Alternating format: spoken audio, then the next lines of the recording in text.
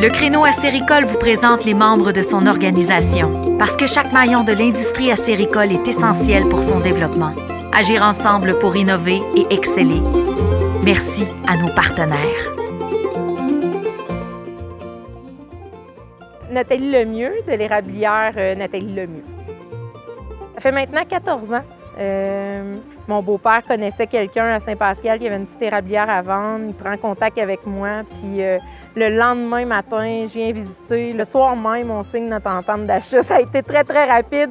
C'était comme le petit lieu magique qu'on cherchait, là, de nous permettre de recevoir des gens, de faire découvrir le milieu de l'érable. C'est arrivé sur un plateau d'argent presque, là. Je me rendais compte que c'est plus tout le monde qui avait accès à des cabanes à sucre à tous les printemps, chose qu'avant, presque tout le monde avait quelqu'un dans leur famille qui en avait une.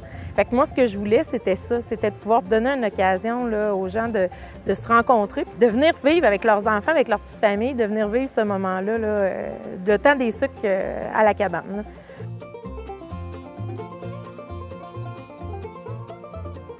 Bien, une ambiance de cabane à sucre, c'est une ambiance familiale. C'est une ambiance, tu sais, les gens arrivent avec le sourire. Puis c'est festif, tu sais, c'est une occasion qu'on ne fait pas à tous les jours. Fait que, tu sais, c'est une occasion dans l'année, c'est de garder cette ambiance-là, puis, tu sais, de goûter l'érable dans tout ce qu'on va cuisiner, tu sais, d'autant de la soupe à l'eau dessert, puis finir par la tire sur la neige, puis le sucre mou à la fin qu'on brasse.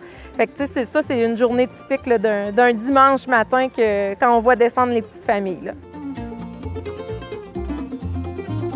Ce qu'on entend beaucoup comme commentaire, ce que les gens aiment beaucoup, c'est qu'on va chercher des entreprises, des producteurs de notre région pour bâtir notre menu. Fait que ça aussi, c'est des points qui ressortent beaucoup dans notre offre. C'est que oui, on encourage une cabane à sucre, mais on encourage toute une région, puis une gang de producteurs autour, là, une gang de notre secteur, de notre localité, là.